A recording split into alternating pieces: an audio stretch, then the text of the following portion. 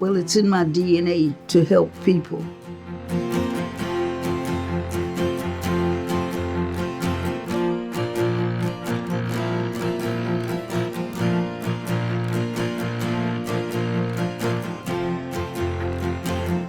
Juneteenth is actually the 19th day of June, and it started in 1865 when a General Gordon Granger and 7,000 black troops made their way to Galveston to tell the 250,000 enslaved people there that they were free.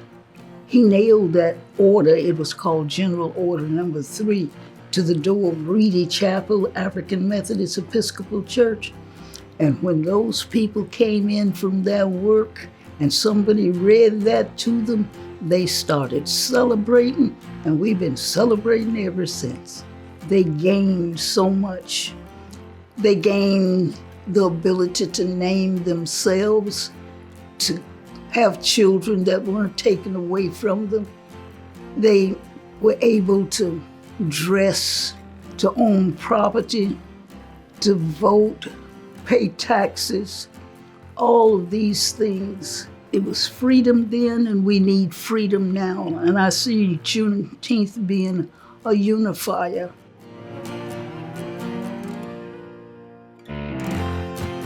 There's some 47 states that have Juneteenth celebrations. That National Juneteenth Service Foundation started by Dr. Ronald Myers, who was a Baptist minister. He was a medical doctor and a jazz musician, all rolled into one.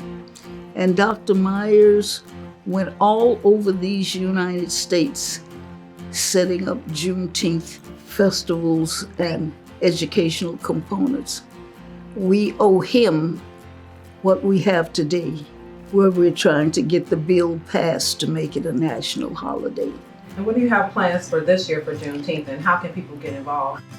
I thought you never asked. We are planning a caravan like we had last year, that over 300 cars followed my 2.5-mile walk from downtown Fort Worth to Will Rogers to symbolize that it was 2.5 years after the emancipation that the news reached the enslaved in Texas.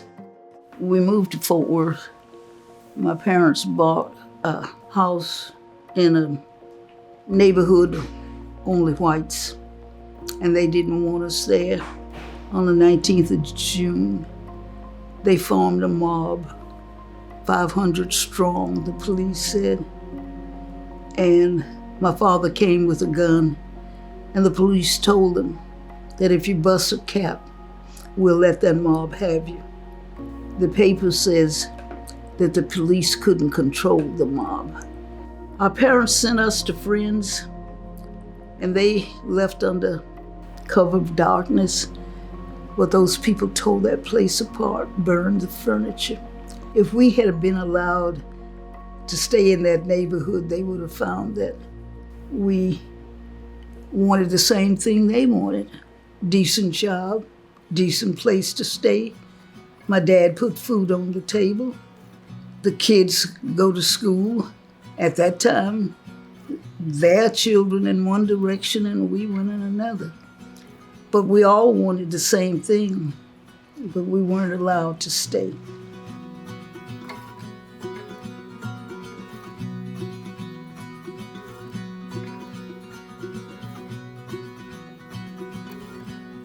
We need to band together and try to work out the disparities that exist in our schools, in our healthcare system.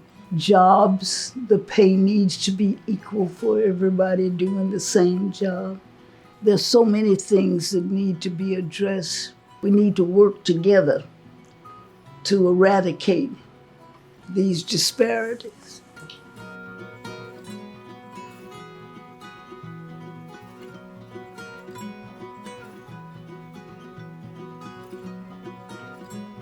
We need to keep the pressure on. We took that many signatures to them in September.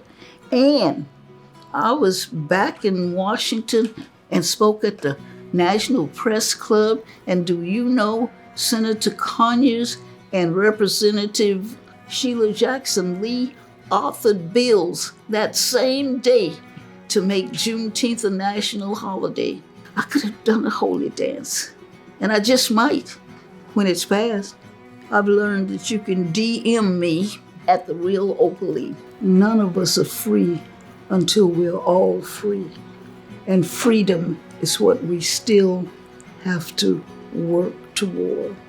Okay, let's call it, what do they say? Let's call it a wrap. That's a wrap. All right.